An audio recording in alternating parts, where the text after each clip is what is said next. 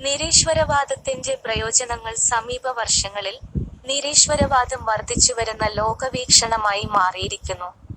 പലരും ഇപ്പോൾ മതവിശ്വാസങ്ങൾ നിരസിക്കാനും ജീവിതത്തെക്കുറിച്ചുള്ള മതേതര വീക്ഷണം സ്വീകരിക്കാനും തിരഞ്ഞെടുക്കുന്നു.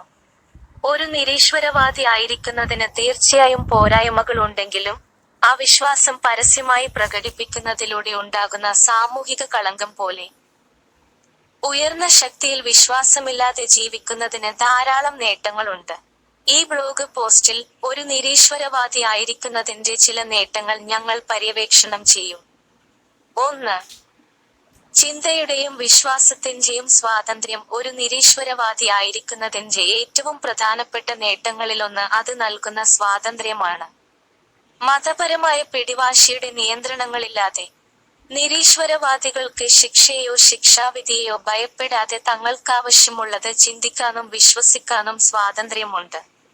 ഈ സ്വാതന്ത്ര്യം നിരീശ്വരവാദികളെ പരമ്പരാഗത വിശ്വാസങ്ങളാൽ പരിമിതപ്പെടുത്താതെ പുതിയ ആശയങ്ങളും കാഴ്ചപ്പാടുകളും പര്യവേക്ഷണം ചെയ്യാൻ അനുവദിക്കുന്നു. 2. യുക്തിസഹമായ ചിന്ത. നിരീശ്വരവാദം പലപ്പോഴും ലോകത്തോടുള്ള യുക്തിസഹവും ശാസ്ത്രീയവുമായ സമീപനവുമായി ബന്ധപ്പെട്ടിരിക്കുന്നു. കാരണം, നിരീശ്വരവാദികൾ വിശ്വാസത്തിലോ അന്ധവിശ്വാസത്തിലോ ആശ്രയിക്കുന്നതിനുപകരം തീരുമാനങ്ങൾ എടുക്കാൻ യുക്തിയെയും തെളിവുകളെയും ആശ്രയിക്കുന്നു. തൽഫലമായി, നിരീശ്വരവാദികൾ കൂടുതൽ വിമർശനാത്മക ചിന്താഗതിക്കാരാണ്. മാത്രമല്ല, വൈകാരികമായ ആഹ്വാനങ്ങളാലോ യുക്തിരഹിതമായ വാദങ്ങളാലോ വശീകരിക്കപ്പെടാനുള്ള സാധ്യത കുറവാണ്. 3.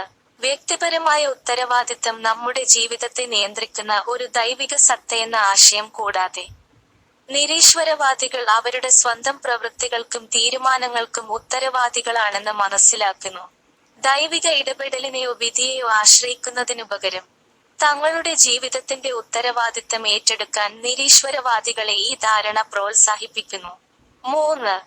സഹിഷ്ണുതയും സ്വീകാര്യതയും. നിരീശ്വരവാദികൾ പലപ്പോഴും സഹിഷ്ണുതയും അംഗീകരിക്കുന്നതുമായ ലോകവീക്ഷണം പുലർത്തുന്നു.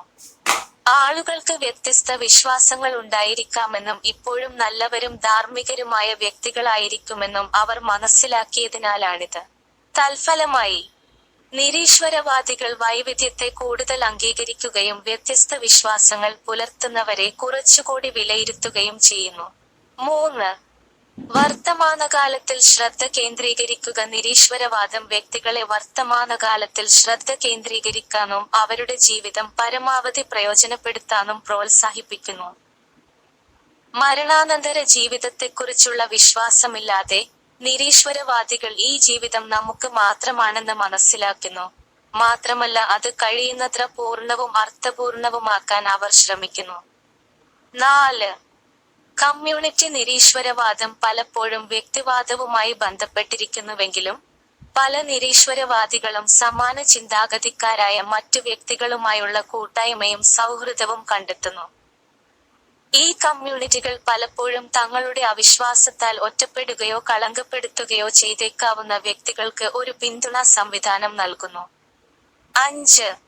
ധാർമ്മിക സ്വയംഭരണം. നിരീശ്വരവാദം ഒരു ബാഹ്യ മത അധികാരത്തെ ആശ്രയിക്കുന്നതിനുപകരം സ്വന്തം ധാർമ്മിക കോഡ് വികസിപ്പിക്കാൻ വ്യക്തികളെ അനുവദിക്കുന്നു. ഈ സ്വയംഭരണം നിരീശ്വരവാദികൾക്ക് അവരുടെ സ്വന്തം മൂല്യങ്ങളും തത്വങ്ങളും തിരഞ്ഞെടുക്കാനും അതനുസരിച്ച് അവരുടെ ജീവിതം നയിക്കാനും അനുവദിക്കുന്നു, പകരം ഒരു നിശ്ചിത നിയമങ്ങൾ അനുസരിക്കുന്നു. ഉപസംഹാരമായി, ഒരു നിരീശ്വരവാദി എന്ന നിലയിൽ ചിന്തയുടെയും വിശ്വാസത്തിന്റെയും സ്വാതന്ത്ര്യം, യുക്തിസഹമായ ചിന്ത, വ്യക്തിപരമായ ഉത്തരവാദിത്തം, സഹിഷ്ണുത, സ്വീകാര്യത, വർത്തമാനം, സമൂഹം, ധാർമ്മിക സ്വയംഭരണം എന്നിവയിൽ ശ്രദ്ധ കേന്ദ്രീകരിക്കുന്നത് ഉൾപ്പെടെ നിരവധി നേട്ടങ്ങളുണ്ട്. അവിശ്വാസം പരസ്യമായി പ്രകടിപ്പിക്കുമ്പോൾ തീർച്ചയായും വെല്ലുവിളികൾ ഉണ്ടാകുമെങ്കിലും, മതപരമായ പിടിവാശിയുടെ നിയന്ത്രണങ്ങളില്ലാതെ ഒരു ജീവിതം നയിക്കുന്നതിന്റെ പ്രയോജനങ്ങൾ പ്രധാനമാണ്.